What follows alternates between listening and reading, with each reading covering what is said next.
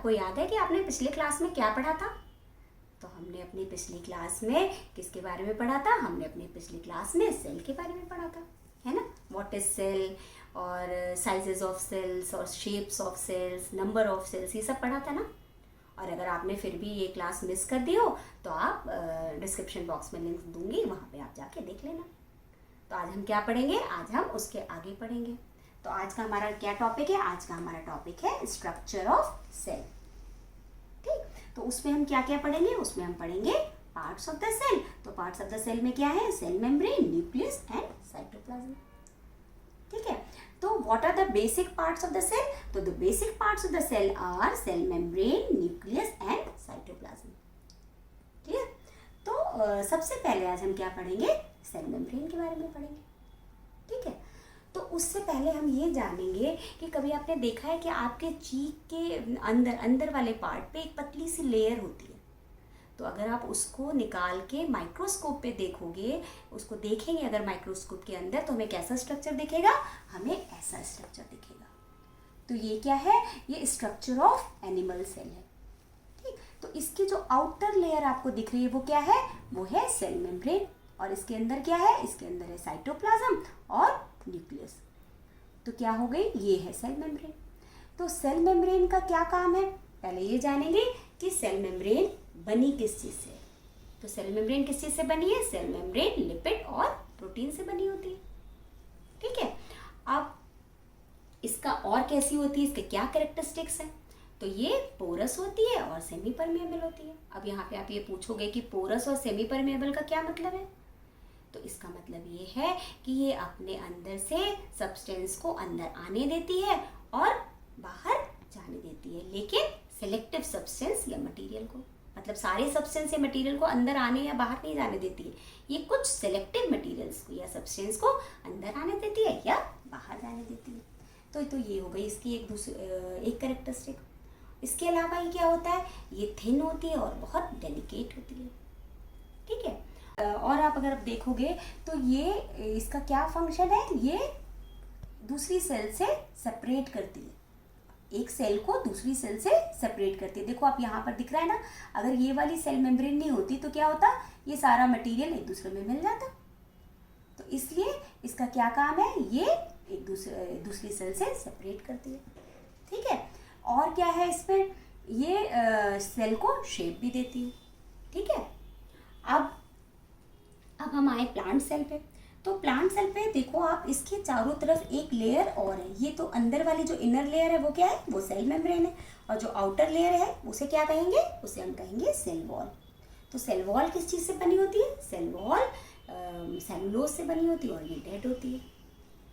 तो अब यहाँ पर ये क्वेश्चन हो सकता है कि प्लांट में क्यों डबल लेयर होती है? मतलब सेल मेम्ब्रेन भी होती है, सेल वॉल भी होती है, जबकि एनिमल सेल में सिर्फ सेल मेम्ब्रेन होती है।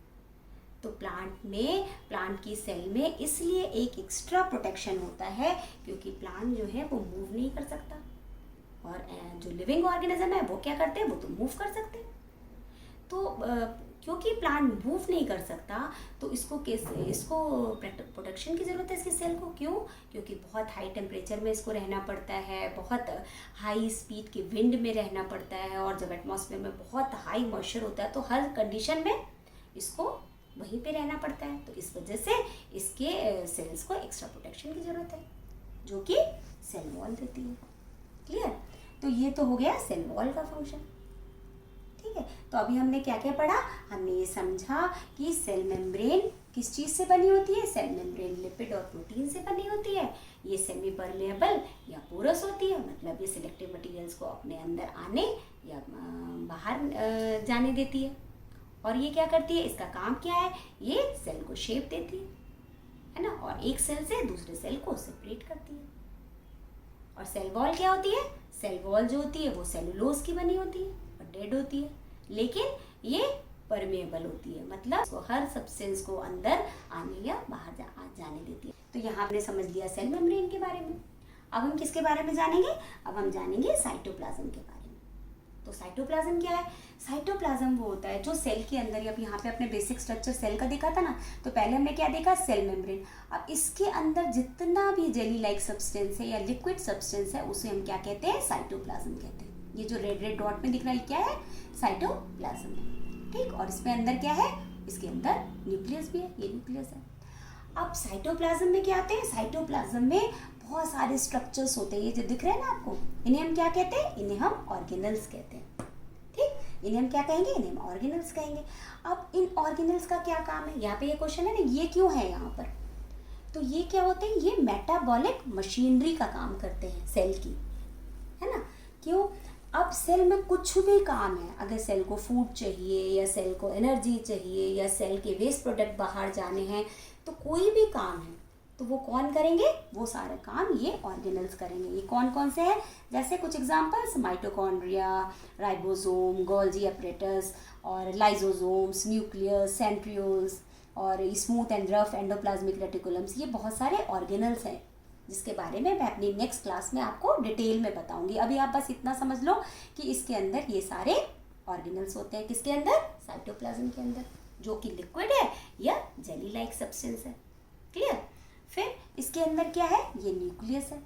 तो न्यूक्लियस के चारों तरफ भी ऐसे ही एक न्यूक्लियर मेम्ब्रेन होती है, जैसे सेल के चारों तरफ सेल मेम्ब्रेन होती है। अच्छा, यहाँ पे सेल मेम्ब्रेन के बारे में मैं एक बात और बताना चाहती हूँ कि सेल मेम्ब्रेन को हम एक और प्लाज्मा मेम्ब्रेन भी कह सकते हैं। तो सेल मेम्ब्रेन के दो नाम हो गए, एक सेल मेम्ब्रेन और दूसरा प्लाज्मा मेम्ब्रेन। तो जैसे सेल के चारों तरफ सेल मेम्ब्रेन होती है, वैसे ही न्यूक्लियस के चारों तरफ क्या होती है? Nuclear membrane. और इसके अंदर, न्यूक्लियस के अंदर क्या होता है? इसके अंदर भी जेली लाइक सब्सटेंस या लिक्विड सब्सटेंस होता है, जिसे हम क्या कहते हैं? न्यूक्लियोप्लाज्म। ठीक, और इसके अंदर ये जो राउंड स्ट्रक्चर देख रहे हैं, ये क्या है? ये है न्यूक्लियोलस। और जो इस न्यूक्लियोप्लाज्म के अंदर बहुत सारे न्यूक्लियर मटेरियल होते हैं। ठीक है, न्यूक्लिक मटेरियल होते हैं, जिसके बारे में मैं अपनी नेक्स्ट क्लासेस में बताऊंगी, जिसे हम कहते हैं क्रोमेटिन। ठीक है, ये क्या होते हैं? ये क्रोमेटिन बाद में थिक बन के थ्रेड लाइक स्ट्रक्चर्स होते हैं, जो बाद में थिक हो जाते हैं और बना देते हैं क्रोमोसोम्स। तो इसके बारे में मैं डिटेल में बताऊंगी। आप बस यहाँ पे ये समझ लो कि साइटोप्लाज्म के अंदर न्यूक्लियस होता है, जिसकी बेसिक चीज़ें मैंने आपको अभी बताई। ठीक, कि इसके अंदर न्यूक्लियोलस होता है और न्यूक्लियोप्लाज्म होता है और न्यूक्लिक मटेरियल होता है। ठीक है, तो अब यहाँ पे जो साइटोप्लाज्म है और ये जो न्यूक्लियस है, ये मिलकर क्या बनाते हैं? ये मिलकर बनाते हैं प्रोटोप्लाज्म। तो ये बहुत इंपॉर्टेंट चीज़ है प्रोटोप्लाज्म। तो protoplasm is a living substance of the cell. तो ये क्वेश्चन आता है कि what is the living substance of the cell? तो protoplasm is the living substance of the cell which includes nucleus and cytoplasm. Clear? तो अब ये protoplasm का नाम किसने दिया? तो प्रोटोप्लाज्म का नाम एक बहुत बड़े साइंटिस्ट थे जिनका नाम था J.E. पुरकिंजे। उन्होंने प्रोटोप्लाज्म का नाम दिया, है ना। तो यहाँ पे हम ये समझ गए। अब हमने क्या क्या समझ लिया? यहाँ पर हमने एनिमल सेल के बारे में समझ लिया और प्लांट सेल के बारे में थोड़ा बहुत समझा कि प्लांट सेल में एक एक्स्ट्रा सेल वॉल होती है सेल मेम्ब्रेन के अलावा, और एनिमल सेल में सिर्फ सेल मेम्ब्रेन होती है। क्लियर? तो आज की क्लास में हमने क्या क्या पढ़ा? आज की क्लास में हमने पार्ट्स ऑफ द सेल पढ़ा, जिसके अंदर हमने basic parts of the cell पढ़ा, जिसके अंदर हमने पढ़ा सेल मेम्ब्रेन, न्यूक्लियस और साइटोप्लाज्म। ठीक है, तो अब इसके डिटेल में आपको मैं नेक्स्ट क्लास में पढ़ाऊंगी कि सेल के अंदर जो ऑर्गेनल्स होते हैं उनके क्या फंक्शन होते हैं, उनका क्या स्ट्रक्चर होता है, न्यूक्लियस का क्या फंक्शन होता है, क्या स्ट्रक्चर होता है, और इसके अंदर क्या क्या चीज़ होती है, ये डिटेल में मैं नेक्स्ट क्लास में पढ़ाऊंगी। तो वो देखना आप मत भूलिएगा। ठीक है, और आज की क्लास में अगर कोई भी प्रॉब्लम हुई है तो आप कमेंट बॉक्स में जाके मुझसे पूछ सकते हैं। ठीक है, और अगर आप नए हो मेरे चैनल में या आपने पहली बार मेरा वीडियो देखा है तो और आप देखना चाहते हो मेरे और एजुकेशनल वीडियो, आप सब्सक्रिप्शन पे बटन दबा दोगे तो सब्सक्राइब कर लेना आप मेरे चैनल को, और उसके बाद नोटिफिकेशन वाले जो बेल बटन है उसको दबा देना, तो आपको मेरे सारे नोटिफिकेशन मिल जाएंगे, जिससे आप मेरा वीडियो सबसे पहले देख सकते हैं। ठीक है, तो नेक्स्ट क्लास में मिलते हैं, तब तक के लिए बाय।